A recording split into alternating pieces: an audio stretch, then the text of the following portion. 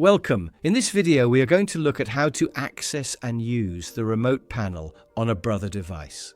First, you will need to activate your Brother product upgrade remote panel. The video is linked on this page and in the description. This will help you with the process. Once you have activated your product, you can continue with this video. Now you will need to log on to your device's internal web page, also known as the IWP. Once you have entered your password, select Login. You will now be on the status page as shown here. Scroll down to the administrator option on the left menu as shown here. Once in the administrator menu, select Remote Panel. As shown on the screen, you will need to enter the username and password of the device.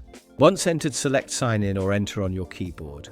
Once you have logged in, you will see a blank page with Remote Panel at the top, like the one on the screen now.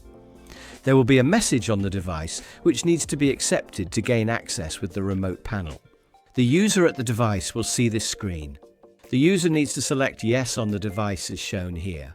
Once the access has been granted at the device, you will see this screen appear. You can select the top grey box as shown here, or if you wait, the screen will automatically change. Now you will have the device's LCD screen displayed on your screen through the IWP. You are now able to use all the functions.